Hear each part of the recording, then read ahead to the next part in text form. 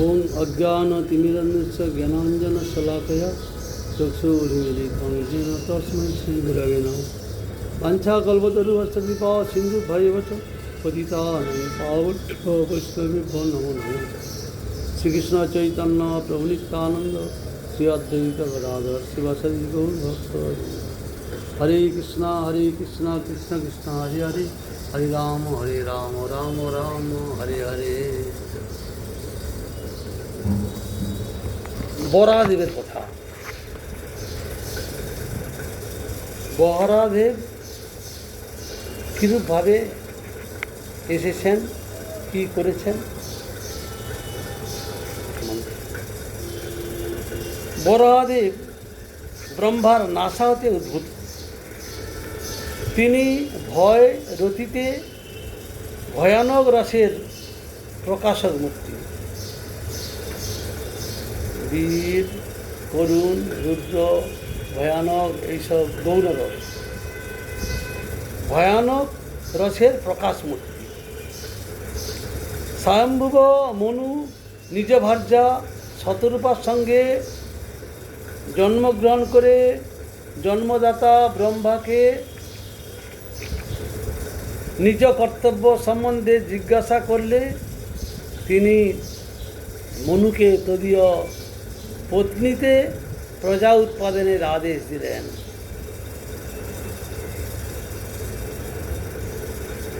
আগে ব্রহ্মার থেকে মানসে 4 জন ঋষি, সনক, সনাতন, সনন্দ, সনাতন। তারা সংসার করলেন না, ব্রহ্মা রাগ করলেন। তার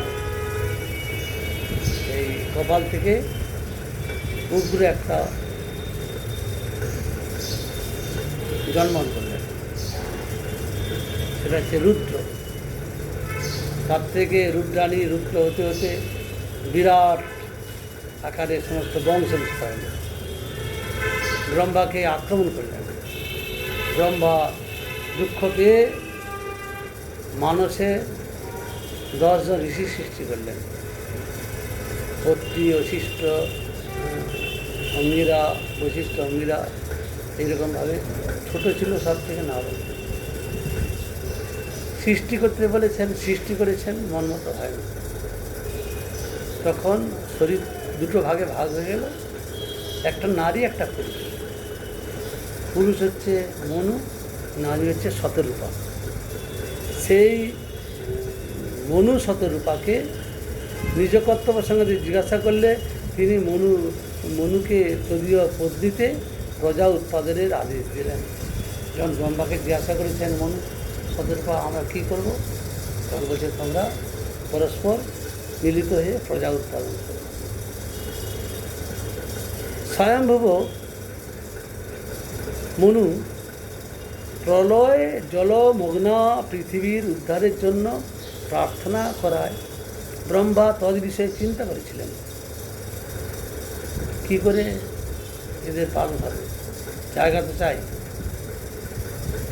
এমন সময় তার নাসারন্ধ্র হতে অঙ্গুষ্ঠ পরিমাণ একটি বরাহ মূর্তি প্রকাশিত হয়ে ক্ষণমধ্যে হস্তির ন্যায় বৃহৎ আকার ধারণ করে গর্জন করতে করতে জলমধ্যে প্রবেশ করে দন্ত দ্বারা পৃথিবীকে রসাতলেতে উদ্ধার করলেন। ব্রহ্মা চিন্তা করছেন, নাসা থেকে একটা ছোট্ট বরাহ এলেন। এবারে আস্তে আস্তে করে হাতির মতো হয়ে গেল, বিরাট আকার। তারপরে সমুদ্রের নিচে ভিতরে চলে গেল, যে ওখানে পৃথিবী ছিলেন সেখানে দন্তে ধারণ করে সমুদ্রকে স্রোত থেকে পৃথিবীকে তুললেন। ইনি হিরণ্যাক্ষ দৈত্যকে বধ করেছেন। ওই হিরণ্যাক্ষ পৃথিবীকে নিয়ে নিচে চলে গেছে, তাকে বধ করে পৃথিবীকে উদ্ধার করেছে। হিরণ্য মানে সুবর্ণ, যারা সর্বদা ধন সঙ্গে ব্যস্ত তারা হিরণ্যাক্ষ।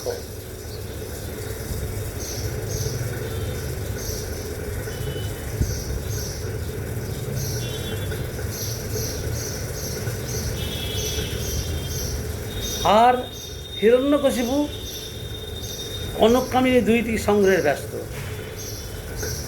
সে হচ্ছে সুবর্ণ ধন সংগ্রহে ব্যস্ত হিরণ্যাক্ষ, আর হিরণ্যকশিপুর কনককামিনী দুইটি সংগ্রহে ব্যস্ত। তাতে বধ করার জন্য নৃসিংহদেব আবির্ভূত হয়েছিলেন।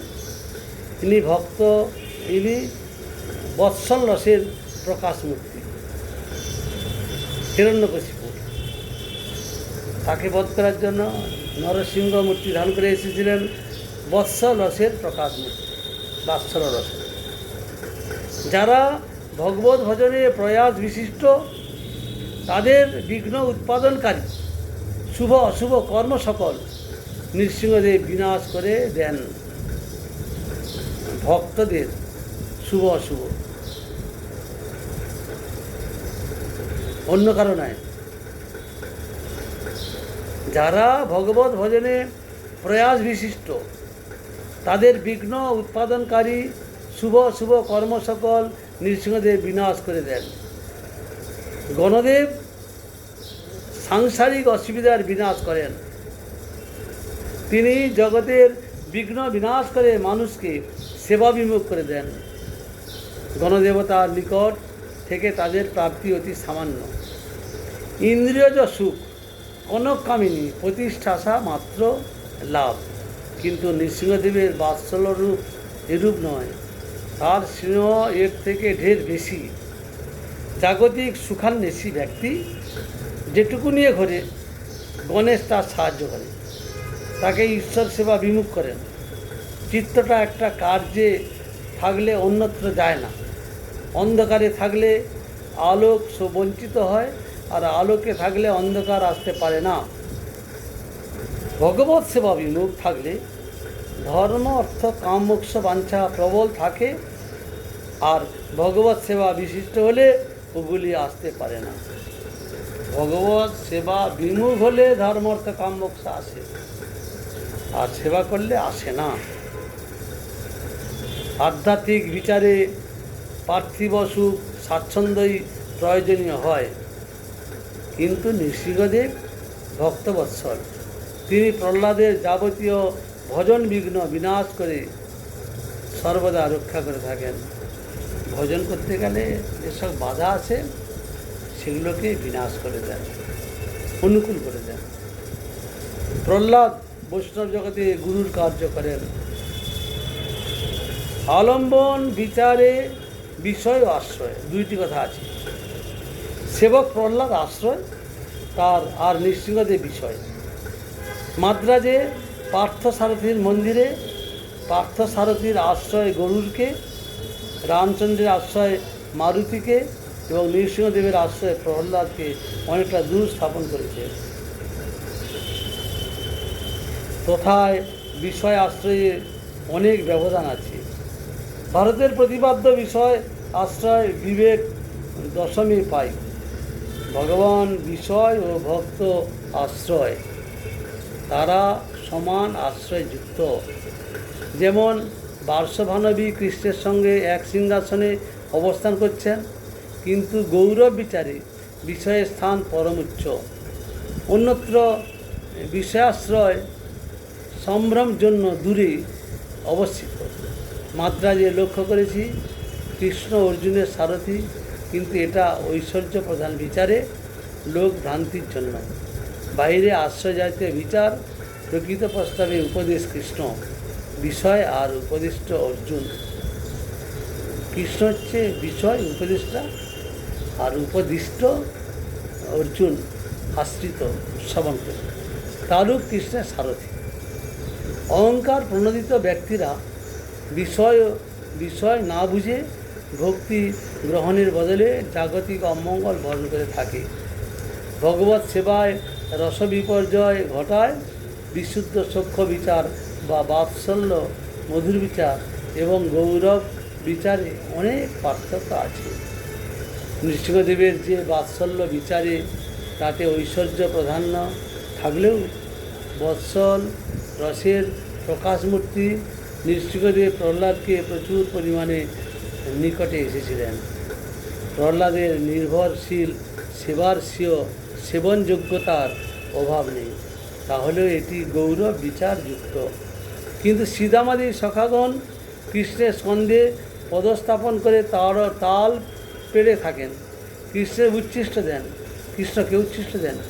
সমান ও শ্রেষ্ঠতা বিচার করতে গিয়ে সেবার বৈক্লব্য সাধন কর্তব্য নয়, সেবার সুষ্ঠুতা দেখা দরকার। সম্ভব বিচারে সেবাকে ন্যূনাধিক বঞ্চনা করা যা হয়। মধুর রস মুখ্যতম, বৎসল রস মুখ্যতর, আর সূক্ষ্ম মুখ্য, এইগুলিতে বিপ্রলম্বের বিচার প্রবল। আর দাস্য সূক্ষ্ম দাস্য, শান্ত দাস্য, গৌরব সখ্যে গৌরব ভাব মিশ্রিত। সেবক যদি বেশি স্বতন্ত্রতা না পান তবে সেব্যের পূর্ণ সেবা করতে অসমর্থ হয়। বেশি ঘনিষ্ঠতা না থাকলে সব রকম সেবার যোগ্যতা হয় না। নৃসিংহদেবী বৎসল নদীতে বাৎসলরস, প্রহ্লাদের বাৎসলরসে নৃসিংহ আবির্ভাব, উহা মুখ্য রসের অন্তর্গত। কিন্তু মৎস্যকুর্ম বরাহের রস গৌণ।